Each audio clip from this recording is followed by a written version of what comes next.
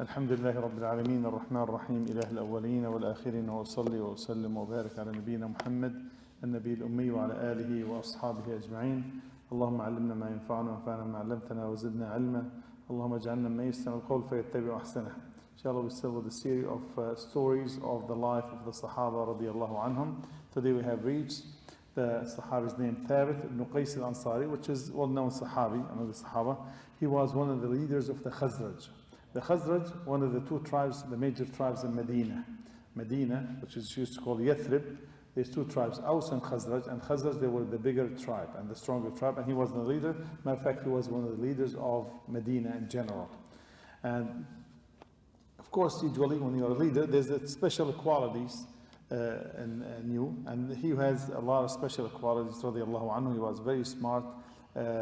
He is basically what they call quick-witted, so he come back with a beautiful answer immediately, eloquent in speech, and usually when he talks, really he take over the conversation, meaning like he's very loud, and the way he have a great personality, talkative, and so on. And one of the people who have embraced Islam, one of the foremost, they call him Sabiqeen, the one who embraced Islam immediately the moment he heard the ayat, the beautiful recitation from Mus'ab radiallahu anhu, Mus'ab ibn Umair, as he was the Safir, the ambassador of Rasulullah to Medina. He was the first one to invite people to Medina, to invite people to Islam. And when he heard the ayat from Mus'ab, he understands the language, the Arabic language. And this is always highly recommended to learn Arabic as much as you can. Then you enjoy the Quran, as we have mentioned yesterday. You enjoy the Quran. You see the miracle of the Quran. See how beautiful the words together, the word, how Allah chose this word and that word, even like close in meaning, subhanAllah. So Thabit, immediately when he heard the beauty of the Quran, he became Muslim right away. He heard even the tashri', the halal, the haram, what's right, what's wrong. He felt this is not something normal. This is something, it's not man-made. This has to be divine. And subhanAllah, he accepted Islam, and right away they informed the Prophet ﷺ that he became Muslim because he's a special man. When the Prophet ﷺ came to Medina, in Hijrah, of course he became Muslim before the Hijrah, and Thabit ibn Qays was one of the few leaders of Medina to welcome the Prophet ﷺ. Matter of fact, they gave him the best welcoming treatment and they raised. And he made the khutbah, speech.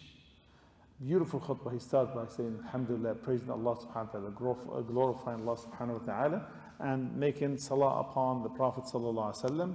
And the end of the speech, the khutbah, he said, Ya Rasulullah, inna nu'ahiduk. We promise you, Ya Rasulullah, that to protect you as much as we protect our own selves, and children and wives.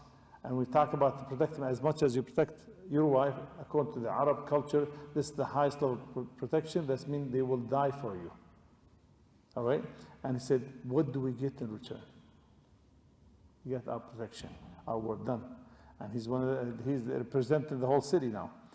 Rasulullah, one word he said, Al-Jannah. You get Jannah. SubhanAllah for this. So the moment they heard Jannah, right away, subhanAllah, they were the happiest people they could even see. The moment just heard the word Jannah, said, Radina ya Rasulullah, we are pleased with this. That's sufficient. That's good enough. That's beyond what we can even think of. SubhanAllah. Since then, Rasulullah, when he heard his speech, beautiful speech, he became, as Hassan was the poet of Rasulullah, this man was the spokesman of Rasulullah. And when the Arab used to debate with the poetry and speeches and so on, when it comes to speeches, he represented the Prophet ﷺ as the special man to debate the others. And subhanAllah, Thabit, he was a true believer. He has so much righteousness and piety and God-fearing. And he was so careful in following any haram, anything would displease Allah subhanahu wa ta'ala. One time, Rasulullah saw him like a shaken, so afraid. Said, what's wrong, Ya Abu Muhammad? Shaken, really, literally shaken. Said, what's wrong, Abu Muhammad? His name Abu Muhammad. He said, I'm afraid I'm losing my deen. He told him. He said, why you say this for? He said, Wallah ya Rasulullah, Allah have forbade us from loving the praise, to get him praised without doing the things. Basic praise for not doing anything. And I love people to praise me. He said also, I love basically, sometimes I show off. And or just like, to look good and so on. He said, and I like this. He said, I like to look good. I like sometimes to be like special. I like to be treated special. So Rasul Sallallahu Alaihi Wasallam, he calmed him down till he said, Ya Thabit, don't you want to live a life to be praiseworthy, praised in the dunya, and die as a shaheed and to enter Jannah? He said, yes. He became so happy. You see the light or the brightness come out of his face. He said, indeed, Ya Rasulullah, indeed. He said, you get it. The Prophet Sallallahu Alaihi Wasallam, he knows how sincere. When the ayat from the Quran was revealed in Surah Al-Hujurat, he said, Ya ayyuha alladhina amanu la tarfa'u aswatakum fawqa sawti an-nabi. He said, oh, who you have believed, do not raise your voice over the voice of Rasul Sallallahu Alaihi Wasallam. وَلَا تَجْهَرُوا لَهُ بِالْقَوْلِ. Do not talk to him like you talk to one another. And تَحْبَطَ أَعْمَالُكُم. He said, this will nullify your deeds. Invalidate all your deeds. وَأَنْتُمْ لَا تَشْعُرُونَ. Without you feeling it. You didn't mean it, but be careful. You don't raise your voice in the presence of Rasul Sallallahu Alaihi Wasallam. So Thabit, he heard the story, and as you know, we have mentioned, he had a very loud voice. Very loud voice. When he heard the ayah, he got so scared. Even he loved Rasul Sallallahu Alaihi Wasallam so much, and his heart attached to Rasul Sallallahu Alaihi Wasallam, he never entered the majlis or the gather of the Prophet Sallallahu Alaihi Wasallam. He went, performed the salah, the obligatory salah, and sat home. Does not leave. He became sad. Probably he was depressed. So Rasul Sallallahu Alaihi Wasallam knows Thabit. He did not see him. And one of the sunnah of Rasul Sallallahu Alaihi Wasallam, he did not see the Sahabi for a day or so, he asked about him. Sometimes if you see him for one salah, he said, what's wrong? And this is the sunnah. When you don't see this, that your friend comes to the masjid, when you didn't see, like for example, Ubaidah from the words, you need to check on him. This is true. See Abdur Rahman, see Abdullah, anyone, Ahmed, you see anyone missing, you should call him, see what's wrong. Because he's here every day, what's wrong? Could be something fine, but I mean, make sure you check on him. This is the sunnah. So Rasul Sallallahu Alaihi Wasallam, he said, tell me what's going on with him. So one of the Ansar, the local people of Medina, he said, I go there, Ya Rasulullah, get to his news, see what's going on. He went there, he found like sad, subhanAllah,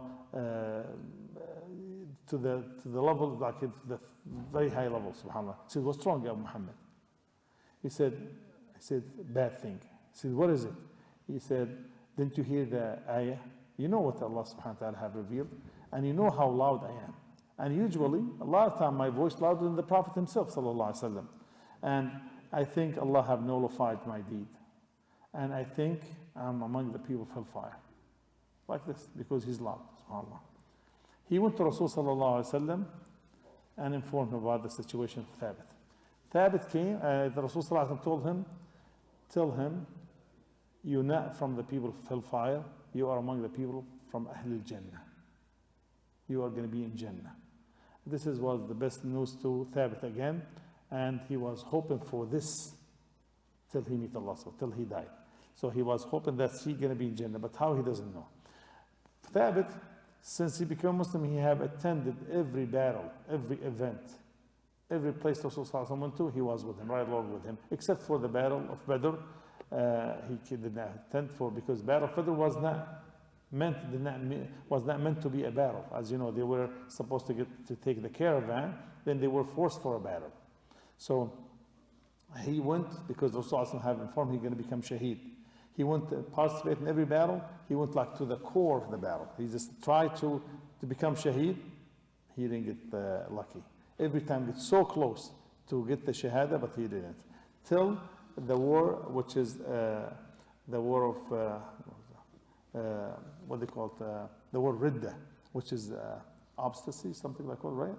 Apostasy, which is the people left Islam, the ridda, apostasy, I believe the word. So when this war was between Musaylima al-Kadhdhab, the liar, and the Muslimin during the time of Abu Bakr radiallahu anhu. And Thabit was the commander of the Ansar. And Salim, Mawla Abu Hudayfa, the worker for Abu Hudayfa, was the commander of Muhajirin, the immigrants. And Khalid Walid was the commander of all of them. What do they call the commander of chief? right? So he was the commander-in-chief for all the army, radiallahu anhu. So everyone was under the leadership of Khalid bin Walid, radiallahu anhu Allah, and some people from the Badiyah, from the desert, beside the people of Medina and the people of Mecca. They were from the Badiyah, from the desert. And during that war, the stronger army was Musaylimah. And he was winning almost every battle. And to remind you, the reason they wrote the Quran, they compiled the Quran together, because there's so many Huffaz died in the battles of these battles, with Musaylimah and the Aswad al-Ansi and others, especially Musaylimah. This war with them, there's so many Huffaz died. So they were afraid, so we need to make sure, collect it all together. As you know, the Quran was written during the life of Rasulullah, did not write after his death. It was written, but they put it together, but they want to make sure this is the Quran with the approval of the Huffaz. So the battle, the Musaylimah was winning, till the point they get to the tent of Khalid bin Walid. They almost killed his wife. It was a huge battle between the Muslimin and the other people, which is Musaylimah's army. Thabit, when he saw this, subhanAllah, when he saw the Muslimin weak, is not as usual, subhanAllah, this has made him so sad. And also, they were accusing each other, criticizing each other, said, because of you, we are losing. The people of the city tell the people of the desert, you are the reason. Nowadays, like Madani Fallah, right? So exactly like the people that from the city and the villages. Exactly the same thing, unfortunately, nowadays. So they said, you are the reason for us losing, you are the reason for us. Each one accusing each other that you didn't know how to fight. SubhanAllah. This even made him so sad. In that moment, Thabit radiallahu anhu, he put the hanut, the thing they put on the body of the deceased. When we die, they put something like to make the body smell good. And he wore the kafan. And he stood up, he said, Ya ma'ashar muslimin, he said, oh Muslims, this is not the way we fought during the time of Rasulullah sallallahu alayhi wa sallam. We really were totally different. And he said, this is really so sad. Basically, he criticized the Muslimin for making the enemies of Allah subhanahu wa ta'ala going all the way to the tent of their leader. Then he said, Ya Rasulullah, he looked up now, Ya Rasulullah, he said, Ya Allah, this is أبرأ إليك من هؤلاء المشركين. I have nothing to do with their shirk, meaning Muslim and others. And he said, I have nothing to do with the action of the Muslims nowadays. SubhanAllah. Then he said he jumped like a lion, and with the group of the true Sahabah, like Zayd ibn Khattab, Umar radiallahu anhu, brother, and Bara ibn Malik Al-Ansari, others, and Salim, and so on. Those the one that fought, they call him the one who embraced Islam at the very early stage of Islam, like they call him Sabiqun, the foremost. And he said he did a great job, radiallahu anhu. He was the reason for the Muslim to become more energetic, more excited, and basically instead of being weak, and they became like stronger and so on. And he fought in every direction and with all his power till he got so many wounded and he died, radiallahu anhu. He died happy because this is the shahada he was waiting for, radiallahu anhu. And Rasul sallallahu alaihi wasallam had told him already, you're going to die as a shaheed. And he was happy also for the victory. It happened before he died, because the Muslim, they were victorious over Musaylimah, and Musaylimah was killed too. And subhanAllah, he had like an armor, right? When he died, one of the Muslimin took it. Then no Muslims, he took it and so on. And the second night, I don't know the rest of the story, I don't know how authentic, but this mentioned in the book. He said the second night after he died, he came to someone in a dream. So I'm Thabit. Do you know me? He said, yes, I do. I know who you are. He said, I'm going to tell you something, but make sure, be awake now. You are sleeping, but make sure, don't say he's dead. This is a true story. Listen, when I died yesterday, he said, when I died yesterday, a man, his description such and such, and he resided in that tent in that side of the army, he took my armor. And he put it there. He said, on this side of the tent, beneath a pot, and he will put on top of it the saddle. right? So he put the pot, then at the top of the pot, the saddle. So go tell Khalid, radiallahu anhu, tell him to go there and take my armor from him, because it's supposed to go somewhere else. And there's another one, another wasiyah or something I want to tell you. I said, tell the Khalid, radiallahu anhu, I owe some money for this person, and I have slaves, make sure free them, and so on. So the man told Khalid, radiallahu anhu, and Khalid had fulfilled his wish.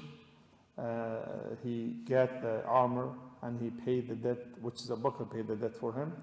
And subhanAllah, Abu Bakr of course was informed about the death of Thabit radiallahu anhu. They said, the last statement said, no one's will was basically, they took it seriously after someone's dead beside the will of Thabit ibn Qays. Because usually when someone dies, you didn't tell him, he doesn't tell you what to do. Usually if you write the will, it has to be before you die. The will was, enforced after someone's death beside the will of Thabit ibn Qays al-Ansari. This is story, هذا والله أعلم. سبحانك اللهم وبحمدك أشهد أن لا إله إلا أنت أستغفرك